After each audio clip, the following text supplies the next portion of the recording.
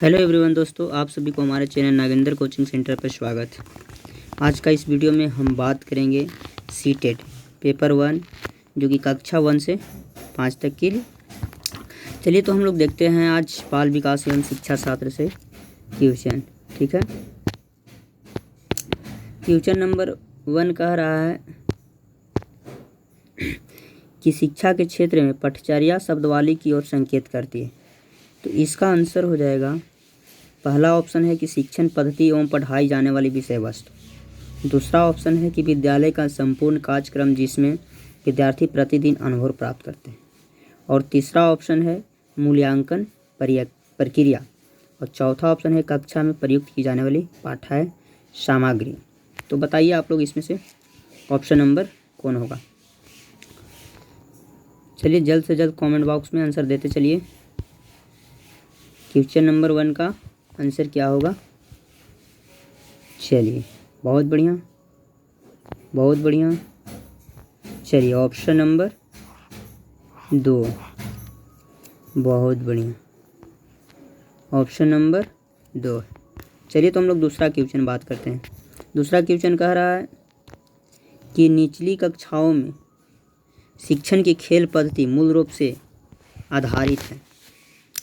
निचली कक्षाओं में शिक्षण की खेल पद्धति मूल रूप से आधारित है। पहला ऑप्शन है शारीरिक शिक्षा कार्यक्रम के सिद्धांतों पर, और दूसरा ऑप्शन है शिक्षण पद्धतियों के सिद्धांत पर।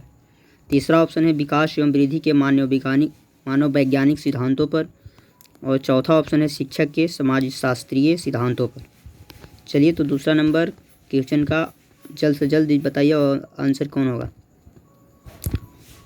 चलिए तो दूसरा नंबर क्वेश्चन का आंसर हो जाएगा आपका ऑप्शन नंबर 3 हो जाएगा। ठीक है, विकास एवं वृद्धि के मानववैज्ञानिक सिद्धांतों। चलिए तो अब हम लोग देखते हैं क्वेश्चन नंबर 3। एक बच्चा अतीत की समान परिस्थिति में की गई अनुक्रियाओं के आधार पर नई स्थिति के प्रति अनुक्रिया करता है। यह किससे संबंधित है। पहला ऑप्शन है सीखने का सदृश्यता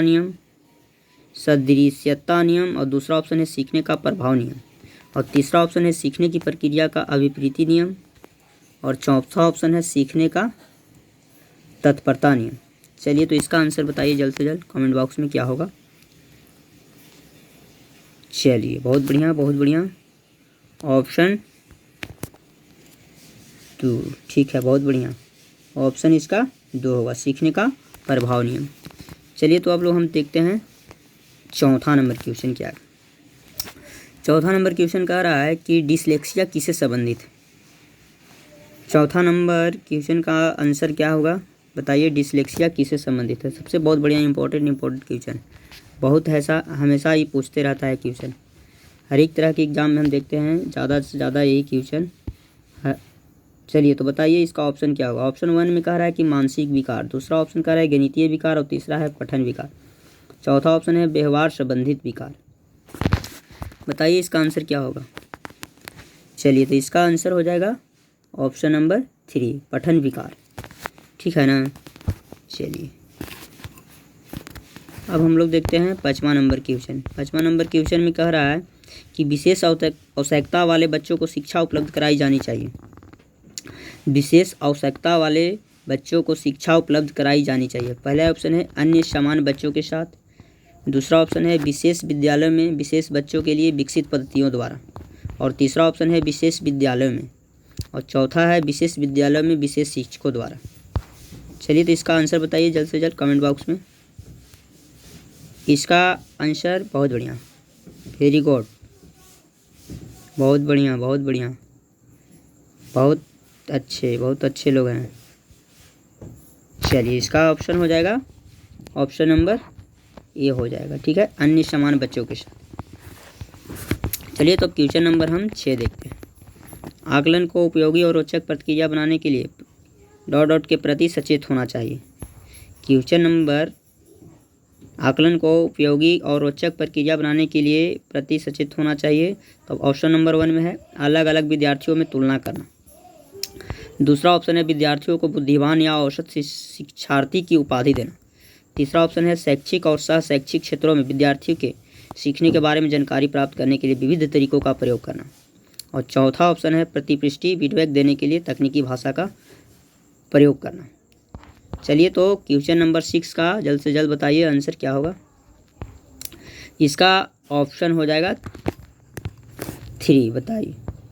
शैक्षिक और सह शैक्षिक क्षेत्रों में विद्यार्थियों को सीखने के बारे में जानकारी प्राप्त करने के लिए विविध तरीकों का प्रयोग करना। ठीक है, चलिए तो अब हम लोग 7 क्वेश्चन देखते हैं क्या कह रहा है। डॉट डॉट डॉट प्रतिभाशाली होने का संकेत नहीं है। देखिए, जिसमें अगर निगेटिव क्वेश्चन आता है तो उसका आंसर भी निगेटिव ही होगा।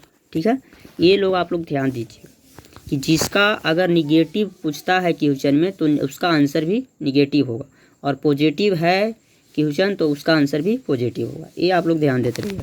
चलिए तो डॉट डॉट प्रतिभाशाली होने का संकेत नहीं है, तो इसका आंसर हम देखते हैं। अच्छा, सृजनात्मक विचार जो है बताइए निगेटिव है तो ये तो हो नहीं सकता। दूसरा ऑप्शन दूसरों के साथ झगड़ना। अच्छा, झगड़ना कोई अच्छा बात है बताइए, तो इसका ऑप्शन यहीं से हमको आंसर लगता है कि यही होगा, तो ऑप्शन नंबर 2 होगा, दूसरों के साथ झगड़ना। चलिए तो अब क्वेश्चन नंबर हम 8 देखते हैं। बच्चे दुनिया के बारे में अपनी समझ का सृजन करते हैं, इसका श्रेय को कहा जाता है। सबसे बढ़िया क्वेश्चन है, बच्चे दुनिया के बारे में अपनी समझ का सृजन करते हैं, इसका श्रेय को कहा जाता है, क्या कहा जाता है बताइए। ऑप्शन नंबर 1 में है पियाजे, दूसरा ऑप्शन है पावलोव, तीसरा ऑप्शन है कोहलबर्ग और चौथा है स्किनर। ठीक है, तो जल्द से जल्द बताइए। चलिए बहुत बढ़िया, इसका आंसर 1 होगा, जीन पियाजे। ठीक है ना, बहुत बढ़िया। ठीक है, अब हम लोग क्वेश्चन नंबर 9 देखेंगे। कृतिका अक्सर घर में ज़्यादा बात नहीं करते, लेकिन विद्यालय में वह काफ़ी बात करते।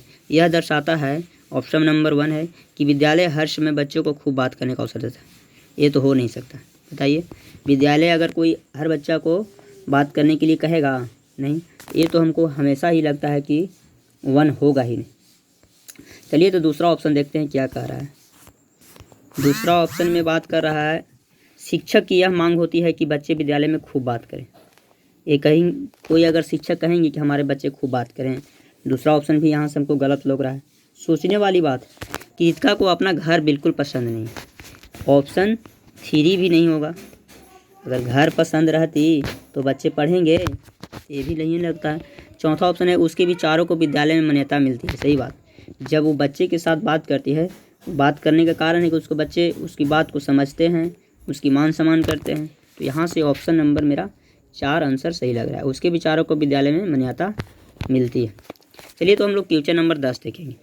एक शिक्षक को अपने विद्यार्थी की क्षमताओं को समझने का प्रयास करना चाहिए, निम्नलिखित में कौन सा क्षेत्र इस उद्देश्य के साथ संबंध है। ठीक है, एक शिक्षक को अपने विद्यार्थी की क्षमताओं को समझने का प्रयास करना चाहिए, निम्नलिखित में कौन सा क्षेत्र इस उद्देश्य के साथ संबंध है। पहला ऑप्शन है शिक्षा समाजशास्त्र, दूसरा ऑप्शन है सामाजिक दर्शन और तीसरा ऑप्शन है मीडिया मनोविज्ञान, चौथा ऑप्शन है शिक्षा मानव विज्ञान। चलिए तो इसका आप बताइए जल्द से जल्द इसका आंसर क्या हो। बहुत बढ़िया, इसका ऑप्शन हो जाएगा 4, शिक्षा मानव विज्ञान। ठीक है, शिक्षा मानव विज्ञान। अब हम लोग देखेंगे क्वेश्चन नंबर 11 क्या है। सीखने की प्रक्रिया में अभिप्रेरणा, सीखने की प्रक्रिया में अभिप्रेरणा। ऑप्शन नंबर 1 है शिक्षार्थियों की स्मरण शक्ति को कौन पैना बनाती है, दूसरा ऑप्शन है पिछले सीखे हुए नए अधिगम से अलग करती है और तीसरा ऑप्शन है शिक्षार्थियों को एक दिशा में सोचने योग्य बनाती है, शिक्षार्थियों को सीखने के प्रति रुचि का विकास करती है, ऑप्शन नंबर 4 में। चलिए तो हम लोग बताइए 11 का क्या होगा आंसर। चलिए बहुत बढ़िया, इसका ऑप्शन 4 हो जाएगा, शिक्षार्थियों को सीखने के प्रति रुचि का विकास करना चाहिए, ऑप्शन नंबर 4 होगा। चलिए तो 12 नंबर क्वेश्चन देखिए। सीखना समृद्ध हो सकता है यदि, ऑप्शन नंबर वास्तविक दुनिया में उदाहरण को कक्षा में लाया जाए जिसमें विद्यार्थी एक दूसरे से अंतःक्रिया करे और शिक्षक उस प्रक्रिया को सुगम बनाए, ऑप्शन नंबर 1 देखने से लगता है कि हमको आंसर 1 ही हो सकता है। चलिए तो इसका ऑप्शन 1 होगा। ठीक है, क्वेश्चन नंबर अब 13 देखते हैं।